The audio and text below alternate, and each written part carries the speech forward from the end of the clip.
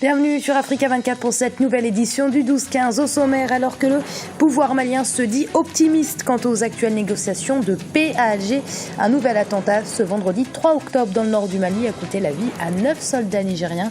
Le Premier ministre malien Moussa Mara déplore le manque de réactivité des forces de maintien de la paix sur le terrain. Repositionner le Commonwealth pour l'agenda de développement post-2015, c'est le thème de la 60e conférence parlementaire de l'organisation intergouvernementale. Jusqu'au 10 octobre, les représentants des 53 États membres, dont 18 pays africains, seront à Yaoundé au Cameroun pour parler des défis de cet agenda. Et puis focus à la fin de ce journal sur la deuxième édition du championnat national de roller sport au Bénin qui a eu lieu du 4 au 6 octobre. Nouvelle violence donc dans le nord du Mali. Ce vendredi 3 octobre, 9 casques bleus nigériens ont perdu la vie dans une embuscade. Pour rétablir la sécurité dans la région, le Premier ministre Moussa Mara souhaite que la France et l'ONU soient plus offensifs contre les djihadistes. Aminata Diak. Engager l'offensive contre les djihadistes dans le nord Mali, telle est la déclaration faite par le Premier ministre malien Moussa Mara ce lundi à Paris, la capitale française. Le chef du gouvernement souhaite que la France et l'ONU soient plus offensives contre les militants islamistes qui sont de retour dans la région après le redéploiement des forces françaises au Sahel. Les forces françaises sont moins concentrées et sont étirées sur la bande sahélienne, donc cela a pu apparaître comme un appel d'air pour les groupes armés. Les soldats de la MINUSMA doivent être en posture d'aller de l'avant pour identifier les foyers d'insécurité et les éliminer. Pour certains analystes, cette demande reste juste. Cependant, ils estiment que l'armée malienne devrait être capable de faire face à la menace islamiste. La réaction du Premier ministre malien, M. Mara, peut sembler légitime a priori parce qu'il a besoin de recouvrer sa souveraineté sur les territoires du Nord. En même temps, demander à la France de faire au-delà de ce qu'elle a fait jusqu'ici et qui était de mon point de vue assez considérable est une chose assez compliquée. En même temps, reprocher aux autres ce que soi-même et son armée ne sont pas capables de faire est aussi une chose compliquée. Toutefois, les forces de maintien de la paix des Nations Unies n'ont pas une vocation forcément offensive. Et leur rôle, ce n'est pas nécessairement de faire la guerre à la place de l'armée malienne. Leur rôle est un rôle d'interposition et de maintien de la paix. Le journaliste Ibrahim Koulibaly estime également que la communauté internationale pourrait jouer un rôle important pour le retour de la paix au Mali. Difficile de le dire, mais c'est le souhait exprimé par toutes les parties, à commencer par le négociateur, la tête de file des négociateurs, l'Algérie, le Burkina, la CEDEAO. Donc aujourd'hui, la communauté internationale est vraiment décidée à aider le Mali à sortir de cette crise. Donc, ils sont tous présents en Algérie. Donc, je voudrais quand même que le gouvernement de la République du Mali montre patte blanche pour pouvoir aller rapidement à des accords définitifs. Vendredi 3 octobre 2014, la MINUSMA a annoncé la mort de 9 casques bleus nigériens dans une embuscade. Ces nouvelles violences surviennent après la seconde phase des négociations de paix entre les groupes armés du nord du Mali et le gouvernement qui s'est tenu en septembre dernier à Alger sans avancée notable. La troisième phase des pourparlers se prépare actuellement dans la capitale algérienne. Le Cameroun accueille depuis le 2 octobre les travaux de la 60e conférence parlementaire du Commonwealth, organisation qui regroupe 53 États dont 18 issus du continent. Des travaux aux enjeux multiples, ils devront permettre notamment de repositionner l'organisation pour l'agenda de développement post-2015. Ibrahim Ndiaye. Les travaux de la 60e conférence parlementaire du Commonwealth se poursuivent jusqu'au 10 octobre 2014 au Cameroun, avec le thème « Repositionner le Commonwealth pour l'agenda de développement post-2015 ». Les 800 représentants des 53 États membres de l'organisation intergouvernementale penchent sur le rôle de l'institution, notamment les questions de progrès social et de développement, mais pas seulement. Commonwealth, c'est une organisation à la base culturelle, mais avec des ambitions géopolitiques confirmées. Et donc, les pays membres de cette organisation se doivent d'utiliser cette fenêtre d'opportunité qui leur est offerte pour asseoir soit leur souveraineté nationale ou alors conforter leur système politique ou économique. Le Commonwealth offre d'autres opportunités pour les 53 États membres. Le Commonwealth bénéficie de l'héritage du monde anglo-saxon, où l'administration est beaucoup plus indirecte, où la politique de l'autonomisation est beaucoup plus mise en avant. Et donc, le Cameroun qui participe à cette rencontre doit privilégier cette richesse au double plan culturel, c'est-à-dire que la rigueur que propose la francophonie dans la gouvernance publique, mais également la souplesse qu'il peut prendre du côté du Commonwealth pour renforcer son autonomie.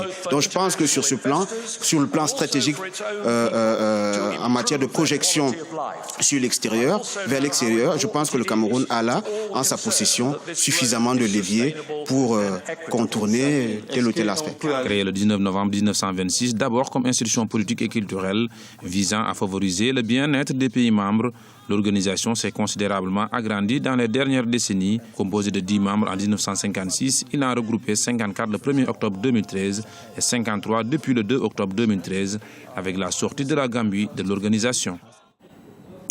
Et dans le reste de l'actualité au Congo, les résultats du scrutin du 28 septembre sont désormais connus. Le parti au pouvoir, le PCT, le Parti congolais du travail et ses alliés ont raflé 820 des 860 sièges de conseillers départementaux ou municipaux.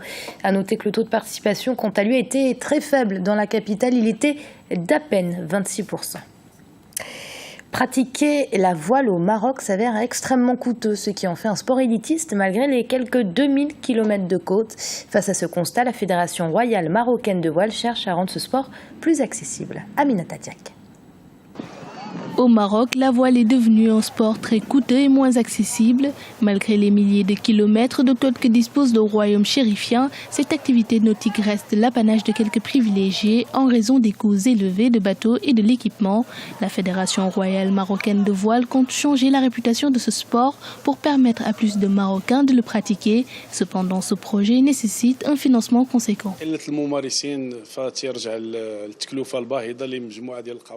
Les raisons de la baisse du nombre de personnes qui pratiquent ce sport et le coût astronomique des bateaux.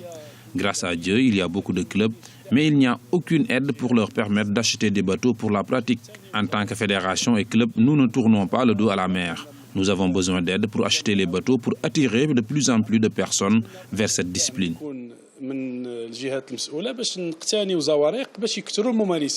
Le ministère marocain de la Jeunesse et des Sports a récemment fait don de 80 voiliers à la fédération, mais cette aide n'a pas suffi pour susciter l'engouement.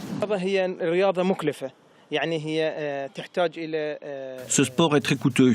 Il nécessite une formation et de participer à des compétitions internationales. Il nécessite également un équipement spécial, des bateaux, des voiles.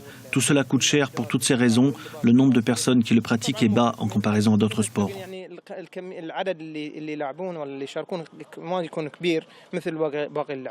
En 1960, le Maroc a été l'un des premiers pays arabes à présenter une équipe pour les épreuves de voile aux Jeux olympiques. Malheureusement, le pays n'a jamais remporté une compétition. Porto Novo au Bénin a accueilli du 4 au 6 octobre la deuxième édition du championnat national de roller sport. Cette compétition a réuni 100 athlètes issus d'une vingtaine de clubs du pays, roller de course ou encore roller acrobatique, autant d'épreuves dans lesquelles les sportifs béninois ont excellé. Reportage de notre correspondante Cheryl Yoa Tawema. Clap de fin pour le championnat national de roller sport au Bénin.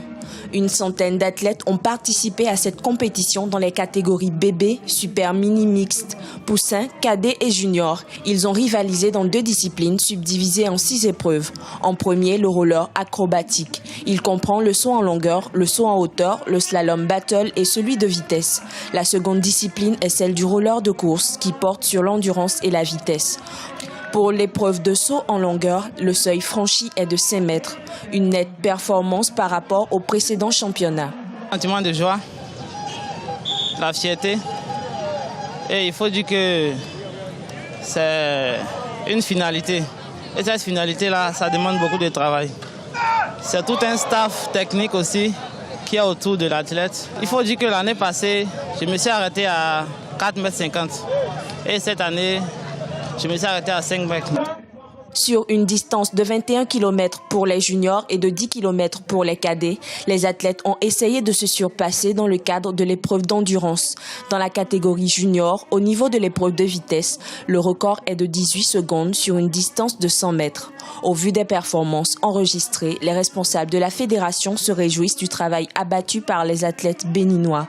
Selon eux, les efforts seront davantage concentrés sur la catégorie bébé, 2 à 5 ans, qui a offert des prestations prestation louable. Vraiment, je suis vraiment satisfait des prestations de mes athlètes cette année parce que il y a eu vraiment de performances au niveau de leurs résultats. Le niveau a très bien évolué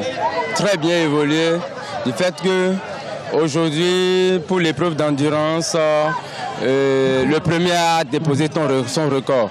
Le prochain acte pour les champions rollers du Bénin, c'est l'Africa Games, une rencontre continentale qui se tiendra du 20 au 21 octobre à Dakar, au Sénégal.